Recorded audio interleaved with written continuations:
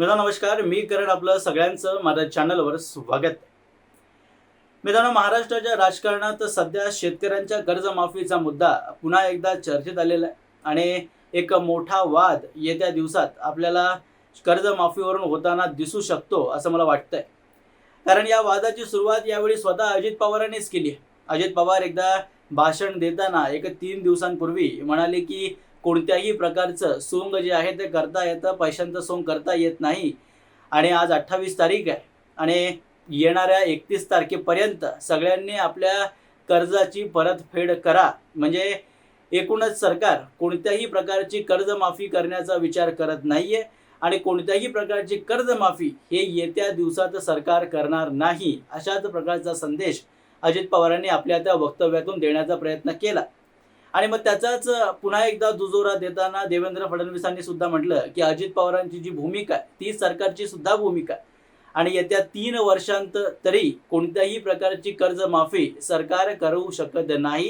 कारण लाडकी बहीण योजना आणि इतर काही ज्या पैसे वाटण्यासारख्या योजना आहेत त्यामुळे सरकारी तिजोरीवर एक अत्यंत भार पडलेला आहे आणि त्या भारामुळे कर्जमाफीसारखी कोणतीही गोष्ट सरकार येत्या 3 वर्षांमध्ये करू शकत नाही, असं स्पष्ट वक्तव्य देवेंद्र फडणवीसांनी देऊन टाकलं.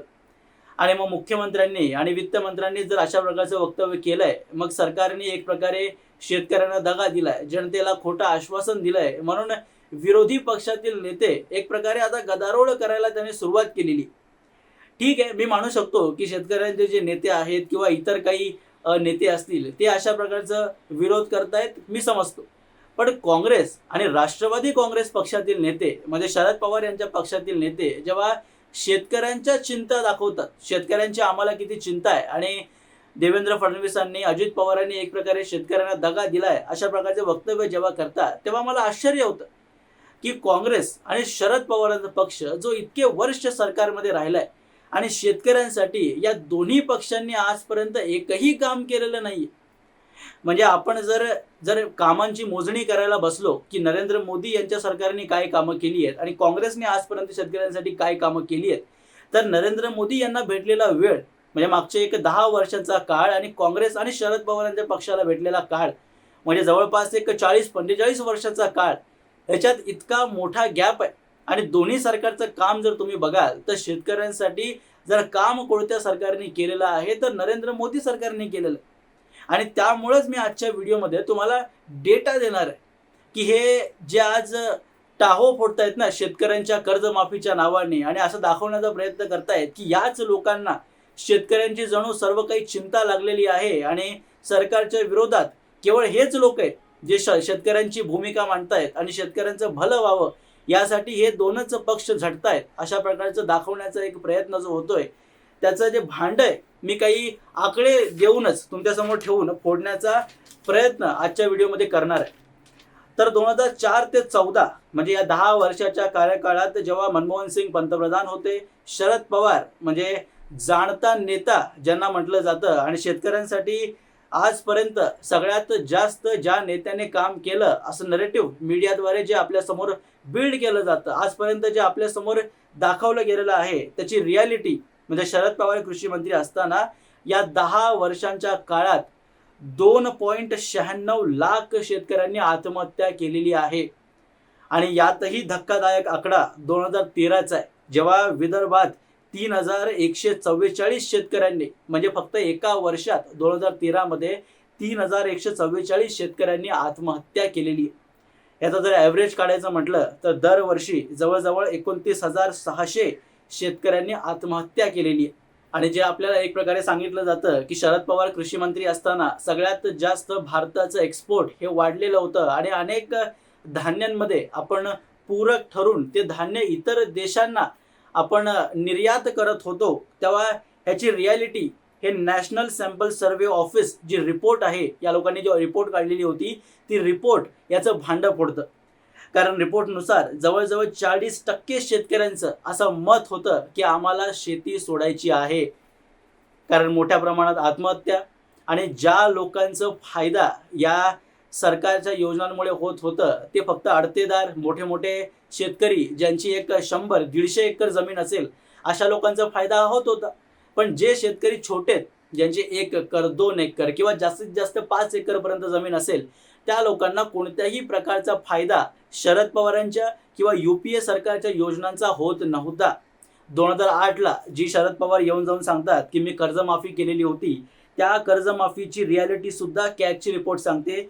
कॅगची रिपोर्ट सरळ सरळ एकदम स्पष्टपणे म्हणते की गरजू शेतकऱ्यांना कर्जमाफीचा फायदा हा झालाच नव्हता. जे अडतेदार असतील किंवा मी जे मगाशी म्हटलं की मोठ्या प्रमाणात ज्यांची शेती आहे, ज्या लोकांनी मोठमोठे लोन घेतलेले होते, कर्ज घेतलेले होते, त्यांचीच फक्त कर्जमाफी या 2008च्या कर्जमाफीतून झालेली होती. पण जे मुळात गरजू शेतकरी होते, ज्यांच्यावर मोठ्या प्रमाणात कर्ज आलेलं होतं, ज्यांना गरज होती कर्जमाफीची, त्यांना कोणत्याही प्रकारचं कर्जमाफी मिळालेली नव्हती आणि त्यामुळेच या मोठ्या प्रमाणात आत्महत्येची आकडेवारी आपल्यासमोर येते. कारण जर कर्जमाफी झाली असती तर सगळ्यात जास्त एक्सपोर्ट आपल्या देशाचं वाढलं असतं, जे की वाढलंय, ठीक आहे, आकडेवारीमध्ये आपल्याला दिसतं. पण जर याचा लहान शेतकऱ्यांना फायदा झाला असता तर आत्महत्येची आकडेवारी जी आहे ती मोठ्या प्रमाणात आपल्याला वाढलेली दिसते, ती वाढली नसती. कारण याच आकडेवारीचं जे कंपॅरिझन आहे, मी अटल बिहारी वाजपेयीची सरकार आणि नरेंद्र मोदी यांच्या सरकारची कंपॅरिझन तुम्हाला करून दाखवतो. 1998 ते 2004ची जर आकडेवारी तुम्ही पाहाल तर जवळजवळ 90,000 शेतकऱ्यांनी फक्त आत्महत्या केलेली आहे. आणि दरवर्षी जर याचा ॲव्हरेज पकडला तर 5 वर्षाच्या कार्यकाळात दरवर्षी फक्त 15,000 शेतकऱ्यांनीच आत्महत्या केलेली आहे. आता मी असं म्हणत नाहीये की ही आकडेवारी फार आयडियल आहे किंवा यालाच समोर ठेवून आपण योजना आखली पाहिजे, असं नाहीये. एक शेतकरी जरी या देशात आत्महत्या करत असेल तर ते सरकारच्या नावावर कलंक आहेच. पण जर UPAची आकडेवारी पाहिली, म्हणजे शरद पवार कृषी मंत्री असताना आणि अटल बिहारी वाजपेयी हे पंतप्रधान असताना, तर या दोन्ही आकडेवारीमध्ये फार मोठा फरक आहे. म्हणजे अटल बिहारी पंतप्रधान असताना शेतकऱ्यांच्या आत्महत्येच्या आकडेवारीत हे मोठ्या प्रमाणात ही कमी आलेली होती. पण जेव्हा शरद पवार कृषी मंत्री होतात आणि मनमोहन सिंग पंतप्रधान होतात, तेव्हा अचानकपणे या आत्महत्येचा दर हा डबल होतो. म्हणजे दरवर्षी 15,000 वरून डायरेक्टली 29,000वर. आणि नरेंद्र मोदी यांच्या सरकारची जरी आकडेवारी तुम्ही पाहिली तर 2014 ते 2020 या जवळपास 1 वर्षांची आकडेवारी जर पाहिली तर 1.12 लाख शेतकऱ्यांनी आत्महत्या या वर्षांच्या कार्यकाळात केलेली आहे. म्हणजे दरवर्षी आत्महत्येचं ॲव्हरेज हे 14,000 शेतकऱ्यांचं आहे. म्हणजे अटल बिहारी वाजपेयी यांच्या सरकारपेक्षाही 1,000 ते 1,500 शेतकऱ्यांची जी आकडेवारी आहे आत्महत्येत कमी झालेली. म्हणजे UPA सरकारने जी एक आकडेवारी आपल्यासमोर ठेवली, म्हणजे 29,000 पर्यंत शेतकऱ्यांची आत्महत्या दरवर्षी, त्या आकडेवारीत डायरेक्टली अर्ध्यापर्यंत घट ही नरेंद्र मोदींनी करून दाखवलेली आहे. आणि ती का झाली? ती कर्जमाफी करून झालेली नव्हती. ती डायरेक्ट मनी ट्रान्सफर, शेतकऱ्यांच्या बँक अकाउंटमध्ये ट्रान्सफर करणं, त्यांना जी काही युरिया वगैरे घ्यायची असेल त्याच्यात काही सूट देणं, अशा अनेक योजना नरेंद्र मोदी यांच्या सरकारने राबवल्या आणि त्याचाच फायदा शेतकऱ्यांना झाला. कर्जमाफीनी कधीच शेतकऱ्यांचा फायदा झाला नव्हता. आणि आज सुद्धा देवेंद्र फडणवीसांनी सुद्धा 2014 ते 19 जेव्हा सरकार चालवली तेव्हा सुद्धा कर्जमाफी केलेली होती. स्वतः उद्धव ठाकरे मुख्यमंत्री असताना त्यांनी सुद्धा कर्जमाफी केलेली होती. त्यामुळे मी असं म्हणत नाहीये की फक्त कर्जमाफी याच सरकारने केली, या सरकारने केली नाही. प्रत्येक सरकारने शेतकऱ्यांना कर्जमाफी देण्याचा प्रयत्न केलाय. पण शेतकऱ्यांच्या आत्महत्येच्या जी एक संख्या आहे ती फक्त आणि फक्त जेव्हा ही BJPची सरकार आली आहे तेव्हाच कमी झालंय. आणि ते का कमी झालंय? कारण BJPने लॉंग टर्म विचार केलाय. कधीही शॉर्ट टर्म कर्जमाफी देऊन किंवा काहीतरी एक योजना काढून एक शॉर्ट टर्म एक फायदा होईल शेतकऱ्यांचा, असा विचार BJPने कधीच केला नाही.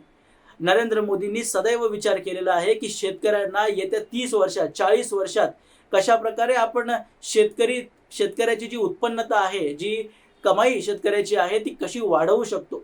आणि त्यासाठी मग त्यांनी जे 3 कृषी कानून आणलेले होते ते सुद्धा शेतकऱ्यांच्या फायद्यासाठीच होते.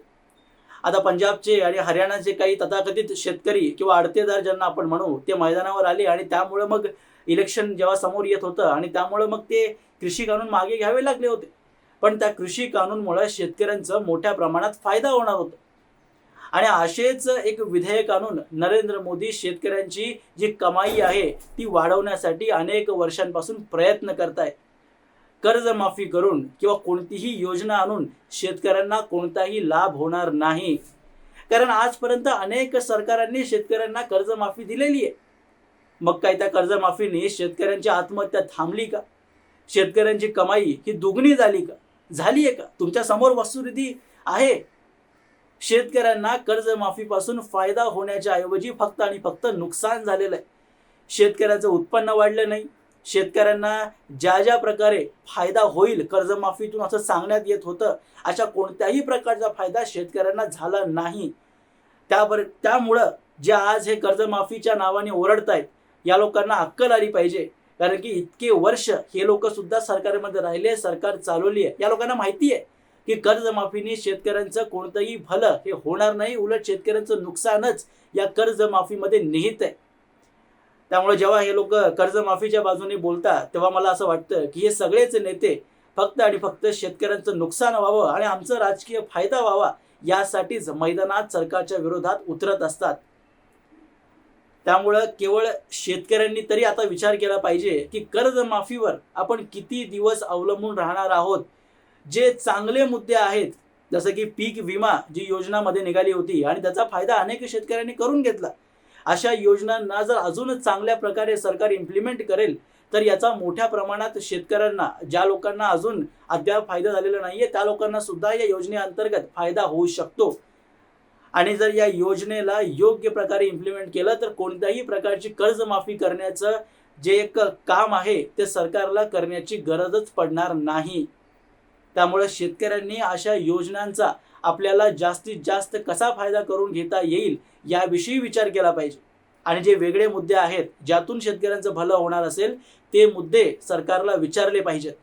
केवळ कर्जमाफी आणि इतर आम्हाला काहीतरी पैसे पाहिजेत म्हणून अशा प्रकारची जर मागणी होणार असेल तर शेतकरी प्रेशर आणून सरकारला हे करायला लावतील. पण येणाऱ्या 10 वर्षात, 15 वर्षात किंवा एक 50-100 वर्षात शेतकऱ्यांचं फक्त आणि फक्त नुकसानच होईल, हे लिखित मी देऊ शकतो. कारण हे इतिहास याला साक्षी आहे की आजपर्यंत कर्जमाफी केल्याने शेतकऱ्यांचं भलं झालेलं नाही. आणि राहिली गोष्ट लाडकी बहीण योजनेची, लाडकी बहीण योजना ही मोठं स्कॅम आहे, ही मी अगोदरच तुम्हाला सांगितलेलं होतं. केवळ BJPचंच नाही तर इतर राज्यांमध्ये, तेलंगणा असेल, कर्नाटक असेल, ज्या ज्या राज्यात काँग्रेसची सुद्धा सरकार आहे त्या राज्यांमध्ये काँग्रेसच्या मुख्यमंत्र्यांनी सुद्धा हात वरती केलेले आहेत की आमच्याकडे पैसेच नाही आहेत द्यायला. तर कोणत्या प्रकारे आम्ही लाडक्या बहिणींना किंवा जे काही त्यांनी वचन दिलेले होते त्यांना पैसे कसे देऊ? तेलंगणाचा काँग्रेसचा मुख्यमंत्री स्पष्टपणे आज इंटरव्ह्यूमध्ये येऊन म्हणतोय की मला सरकारमध्ये आल्यावर कळालं की इतके पैसे आमच्याकडे नाहीच. आणि आज काँग्रेस महाराष्ट्र सरकारला म्हणजे देवेंद्र फडणवीसांना म्हणते की तुम्ही वचन दिलं होतं की 2100 रुपये कराल. म्हणून मी म्हणतोय की जनता अशा खोट्या किंवा एक भ्रामक जे एक योजना असतात यांमध्ये फसण्यापेक्षा तुम्ही सरकारला उचित प्रश्न विचारा. आपल्याला जी विकास मार्गावर जे चालायचं आहे, महाराष्ट्राला घेऊन जायचं आहे, त्याबद्दलच्या प्रश्न जे आहेत ते जनतेला, सरकारला विचारले पाहिजेत. लाडकी बहीण योजना, कर्जमाफी अशा प्रकारच्या गोष्टींवर चर्चा करून महाराष्ट्राचं भलं होणार नाही. पण अद्याप हे स्पष्ट मी करून दिलेलं आहे की शरद पवारांची सरकार असेल किंवा जे काँग्रेस प्रणित जी सरकार होती UPAची, ती सुद्धा शेतकऱ्यांचं जितकं भलं करू शकलं नाही तितक्या जास्त प्रमाणात भलं हे नरेंद्र मोदी आणि देवेंद्र फडणवीस यांच्या सरकारने केलेलं आहे. त्यामुळं स्पष्टपणे आपल्याला हे समजून घेतलं पाहिजे की कोणती सरकार ही शेतकऱ्यांच्या भल्यासाठी आजवर काम करत आलेली आहे. आणि याचा निष्कर्ष जर काढायचं म्हटलं तर स्पष्टपणे याचं जे कन्क्लुजन आहे तर नरेंद्र मोदी आणि देवेंद्र फडणवीस हेच उत्तर आपल्यासमोर येतं. असो मित्रांनो, याबद्दलची तुमची मतं मला कमेंट बॉक्समध्ये जरूर सांगा. आणि जे काही आजकाल हे काँग्रेसवाले आणि शरद पवारच्या पक्षातील काही नेते बोंबलत आहेत की कर्जमाफी आणि लाडकी बहीण योजनेवरून जनतेला दगा मिळाला, याबद्दल तुमची मतं मला कमेंट बॉक्समध्ये अवश्य सांगा. आणि असेच माहितीपूर्ण व्हिडिओज पाहण्यासाठी माझ्या चॅनलला सबस्क्राईब जरूर करा. भेटूया पुढच्या व्हिडिओमध्ये. तोपर्यंत जय हिंद.